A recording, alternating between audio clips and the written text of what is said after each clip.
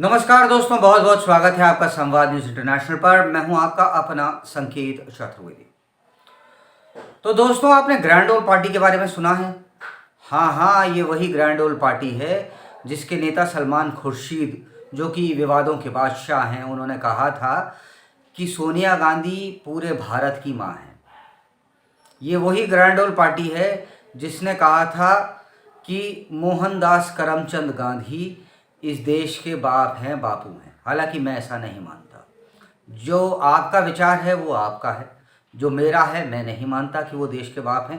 क्योंकि कांग्रेस की जो स्थापना है या कांग्रेस पार्टी है, ये महज 160 साल पुरानी है। ये देश के बाप इनमें से कोई भी व्यक्ति नहीं हो सकता। तो अब ये ग्रैंड ओल्ड पार्टी खतरे में है। जो लोग ये बात स्वीकार करते हैं उन लोगों के लिए मैं एक प्रश्न और करता हूं कि इस ग्रैंड ओल्ड पार्टी को खतरा आखिरकार है किससे? ग्रैंड ओल्ड पार्टी को खतरा कई दिशाओं से है। एक तो वो पुराना बोझा जो है, जो इन्हें ढोना पड़ रहा है, जैसे कि सलमान खुर्शीद जो कहते हैं कि पूरे देश की माँ है, या और भी इनके नेता कि शी वॉज, ये भी सलमान खुर्शीद ने ही कहा था कि बटला हाउस एनकाउंटर जब हुआ तो सोनिया गांधी वर इन टीयर्स। मोहनचंद शर्मा जो हमारे वीर सिपाही थे उनके लिए नहीं कहा गया। तो एक तो खतरा कांग्रेस को स्वयं से ही है। दूसरा खतरा कांग्रेस को है वो गुटबाजी से है। जैसे कि प्रियंका गांधी का करियर अच्छा न चल जाए, इसके लिए स्वयं राहुल गांधी ही पूरी जोर शोर से लगे हुए हैं।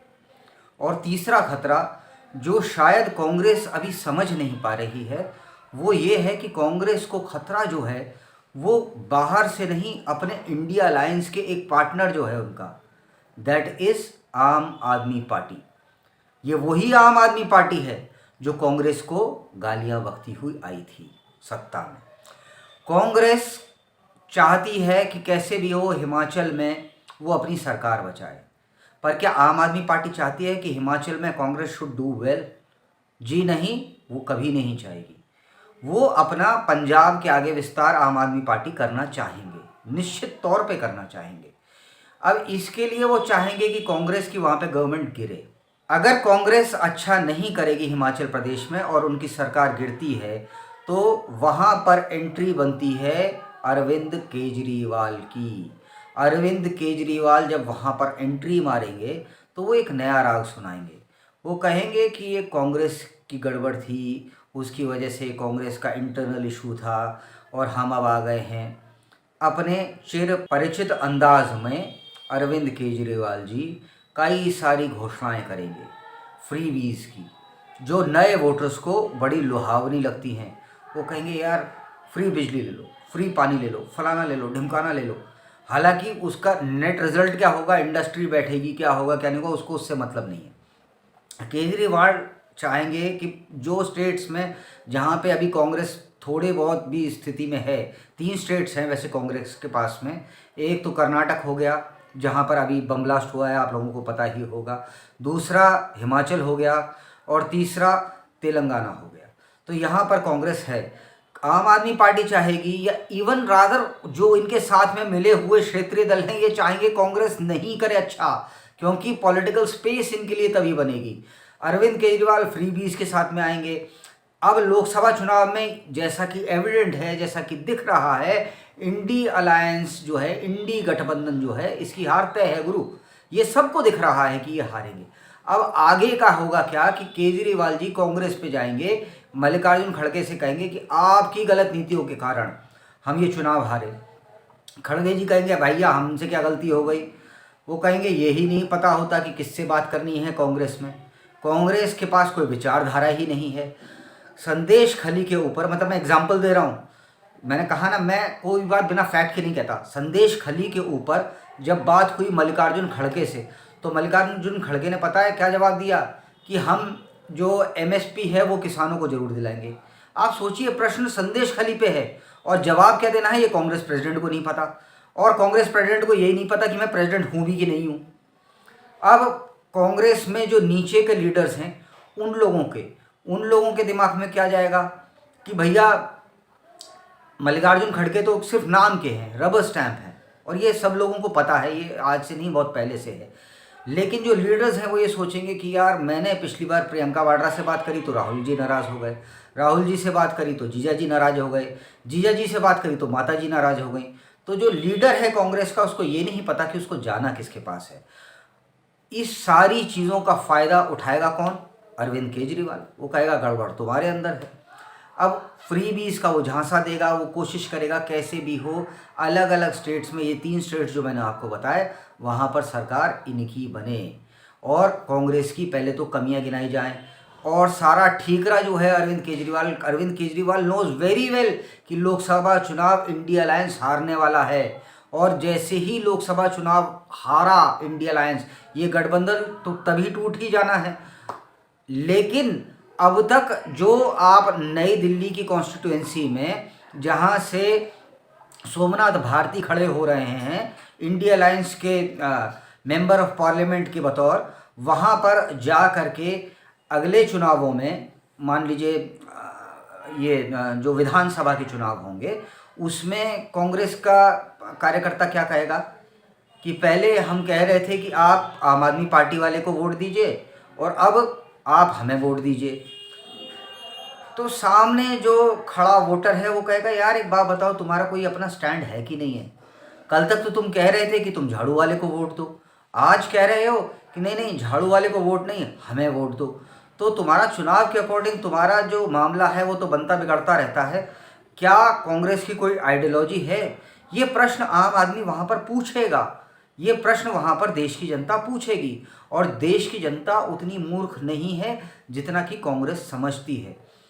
यहाँ सबसे बड़ा प्रश्न जो कांग्रेस को समझना पड़ेगा कि कहीं झाड़ू जो है उसकी अर्थात कांग्रेस की ज़मीन पर अब उसके कांग्रेस के ही वोटर तो साफ नहीं कर रही, कहीं ऐसा तो नहीं हो रहा कि आम आदमी पार्टी कांग्रेस की ज़मीन पर झाड़ू मार रही है? जी हाँ, बिल्कुल मार रही है। कांग्रेस को अपनों से तो सचेत होना ही है, जो अपने पार्टनर हैं उनसे भी सचेत होने की निश्चित तौर पर बड़ी आवश्यकता है। देखिए यहाँ पर यह बात समझनी आवश्यक है कि राजनीति में कोई कभी किसी का दोस्त नहीं होता। फॉर एग्जाम्पल हेमंत बिस्व शर्मा जो यंग लीडर्स हैं that were in Congress and जो अब बाहर जाकर के बहुत अच्छा कर रहे हैं, जैसे कि ज्योतिरादित्य राजे सिंधिया, जैसे मिलिंद देवड़ा, जैसे अब जो खुश नहीं दिख रहे हैं वीरेंद्र सिंह के लड़के विक्रमादित्य सिंह जी, तो ये लोग कांग्रेस, आप देखिए जो पुराना बोझा है कांग्रेस को ढोना पड़ रहा है और ये बोझा जो है ये ज़्यादा देर मेरे को नहीं लगता कांग्रेस के ग्रैंड ओल्ड पार्टी के ओल्ड जो कंधे हैं वो इसे ढो पाएंगे। अब मैं आप लोगों को दोस्तों एक बात और बताना चाहता हूं कि जब बात राजनीति की हो तो राजनीति में ज़रूरी नहीं कि राजनीतिक आकाश में जो सूर्य है वो सदैव पूर्व से ही उगता है। राजनीति के आकाश में सूर्य पश्चिम से भी उग सकता है। मेरी बात पे विश्वास ना हो तो अन्ना हजारे से पूछ करके देख लो, अन्ना हजारे से है। लेकिन जो लीडर्स हैं वो ये सोचेंगे कि यार मैंने पिछली बार प्रियंका वाड्रा से बात करी तो राहुल जी नाराज़ हो गए, राहुल जी से बात करी तो जीजा जी नाराज़ हो गए, जीजा जी से बात करी तो माता जी नाराज़ हो गई। तो जो लीडर है कांग्रेस का उसको ये नहीं पता कि उसको जाना किसके पास है। इस सारी चीज़ों का फ़ायदा उठाएगा कौन? अरविंद केजरीवाल। वो कहेगा गड़बड़ तुम्हारे अंदर है। अब फ्रीबीज का वो झांसा देगा, वो कोशिश करेगा कैसे भी हो अलग अलग स्टेट्स में, ये 3 स्टेट्स जो मैंने आपको बताए, वहाँ पर सरकार इनकी बने और कांग्रेस की पहले तो कमियां गिनाई जाएं और सारा ठीकरा जो है Arvind Kejriwal knows very well कि लोकसभा चुनाव इंडिया अलायंस हारने वाला है और जैसे ही लोकसभा चुनाव हारा इंडिया अलायंस, ये गठबंधन तो तभी टूट ही जाना है। लेकिन अब तक जो आप नई दिल्ली की कॉन्स्टिट्यूएंसी में जहां से सोमनाथ भारती खड़े हो रहे हैं इंडिया अलायंस के मेंबर ऑफ पार्लियामेंट के बतौर, वहां पर जा करके अगले चुनावों में मान लीजिए ये जो विधानसभा के चुनाव होंगे उसमें कांग्रेस का कार्यकर्ता क्या कहेगा कि पहले हम कह रहे थे कि आप आम आदमी पार्टी वाले को वोट दीजिए और अब आप हमें वोट दीजिए। तो सामने जो खड़ा वोटर है वो कहेगा यार एक बात बताओ, तुम्हारा कोई अपना स्टैंड है कि नहीं है? कल तक तो तुम कह रहे थे कि तुम झाड़ू वाले को वोट दो, आज कह रहे हो कि नहीं नहीं झाड़ू वाले को वोट नहीं, हमें वोट दो। तो तुम्हारा चुनाव के अकॉर्डिंग तुम्हारा जो मामला है वो तो बनता बिगड़ता रहता है। क्या कांग्रेस की कोई आइडियोलॉजी है? ये प्रश्न आम आदमी वहाँ पर पूछेगा, ये प्रश्न वहाँ पर देश की जनता पूछेगी। और देश की जनता उतनी मूर्ख नहीं है जितना कि कांग्रेस समझती है। यहाँ सबसे बड़ा प्रश्न जो कांग्रेस को समझना पड़ेगा कि कहीं झाड़ू जो है उसकी अर्थात कांग्रेस की ज़मीन पर अब उसके कांग्रेस के ही वोटर तो साफ नहीं कर रही, कहीं ऐसा तो नहीं हो रहा कि आम आदमी पार्टी कांग्रेस की ज़मीन पर झाड़ू मार रही है? जी हाँ, बिल्कुल मार रही है। कांग्रेस को अपनों से तो सचेत होना ही है, जो अपने पार्टनर हैं उनसे भी सचेत होने की निश्चित तौर पर बड़ी आवश्यकता है। देखिए, यहाँ पर यह बात समझनी आवश्यक है कि राजनीति में कोई कभी किसी का दोस्त नहीं होता। फॉर एग्जाम्पल, हेमंत बिस्व शर्मा जो यंग लीडर्स हैं that were in Congress and जो अब बाहर जाकर के बहुत अच्छा कर रहे हैं, जैसे कि ज्योतिरादित्य राजे सिंधिया, जैसे मिलिंद देवड़ा, जैसे अब जो खुश नहीं दिख रहे हैं वीरेंद्र सिंह के लड़के विक्रमादित्य सिंह जी, तो ये लोग कांग्रेस, आप देखिए जो पुराना बोझा है कांग्रेस को ढोना पड़ रहा है। और ये बोझा जो है ये ज़्यादा देर मेरे को नहीं लगता कांग्रेस के ग्रैंड ओल्ड पार्टी के ओल्ड जो कंधे हैं वो इसे ढो पाएंगे। अब मैं आप लोगों को दोस्तों एक बात और बताना चाहता हूं कि जब बात राजनीति की हो तो राजनीति में ज़रूरी नहीं कि राजनीतिक आकाश में जो सूर्य है वो सदैव पूर्व से ही उगता है। राजनीति के आकाश में सूर्य पश्चिम से भी उग सकता है। मेरी बात पे विश्वास ना हो तो अन्ना हजारे से पूछ करके देख लो। अन्ना हजारे से भी कुछ प्रश्न हैं जो मुझे तो क्या आप लोगों को भी पूछने चाहिए, जो पूरे देश को पूछने चाहिए। तो आदरणीय अन्ना हजारे जी से मेरे प्रश्न कुछ इस प्रकार से हैं जो आम जनता को भी पूछने चाहिए। वो ये हैं कि अन्ना हजारे जी, आप कहते थे कि आपने 4 मंत्रियों के विकेट गिराए हैं और मैं भूखा प्यासा रह करके मैंने 4 व्यक्तियों के विकेट गिरा दिए जो कि भ्रष्टाचार में लिप्त थे। मगर 8 लाख के पर्दे के पीछे जो आपका चेला जर्दा पका रहा है उस पर आपकी खामोशी कब भंग होगी? ये प्रश्न संकेत चतुर्वेदी आपसे कर रहा है। कब तक अन्ना हजारे जी आपकी खामोशी इस देश को सहनी पड़ेगी? अब दूसरा प्रश्न अन्ना हजारे जी, आप जन लोकपाल के नाम पर राजनीति में आपने ये अपने चेले भेजे थे, ये पॉलिटिकल पार्टी इसी बात पे खड़ी हुई थी, जन लोकपाल है कहाँ? अब आप क्यों खामोश हैं और ये आपकी खामोशी कब तक सहनी पड़ेगी? तीसरी चीज़, किसानों को आगे करके जो आंदोलन, और किसानों को भी नहीं खालिस्तानियों को आगे करके जो आंदोलन आपके शिष्य ने एक राज्य में छेड़ा है, वो भी जिसका बॉर्डर पाकिस्तान से लगता है, उसके लिए आप अपनी जिम्मेदारी कब उठाएंगे? ये न्यूसेंस क्रिएटिंग जो लोग हैं, ये जो दिल्ली के बॉर्डर पे आकर के बैठ जाते हैं, अन्ना हजारे जी, आपने अपने शिष्य को कभी समझाया कि ये ड्रामा मत करो, इससे दिल्ली के लोगों को, देश के लोगों को परेशानी होती है? आपने कभी अपने शिष्य से ये पूछा कि इस देश का बजट 45 लाख करोड़ रुपए सालाना है, तो 40,000 लाख करोड़ रुपए अगर सिर्फ किसान के नाम पर कुछ लोग, एक राज्य के लोग ले लेंगे तो 5 लाख करोड़ में ये पूरा देश कैसे चलेगा? क्या अब आपकी राजनीतिक सक्रियता समाप्त हो गई है हुजूर? और अगर समाप्त हो गई है तो तभी क्यों जागृत हुई थी? और अगर तब जागृत हुई थी तो अब आपने अपने शिष्य से क्यों नहीं पूछा कि जिस कांग्रेस को, जिन नेताओं को तू गालियां बकता हुआ यहाँ तक पहुँचा था, उनके खिलाफ आज तू उनसे हाथ मिला करके खड़ा हुआ है जिनके खिलाफ तू कल तक बोलता था? अन्ना हजारे जी, आपको कुछ न कुछ जवाब देना चाहिए। At the end, Anna Hazare ji, I would like to say to you that my dear friend, in this country or rather in the whole world, common sense is very uncommon, very uncommon।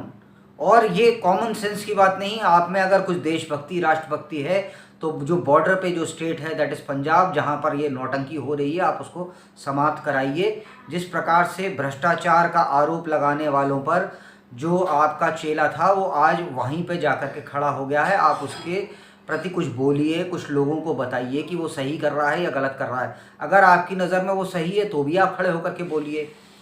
खैर, मैं दोबारा से लौट करके कांग्रेस पे आता हूँ।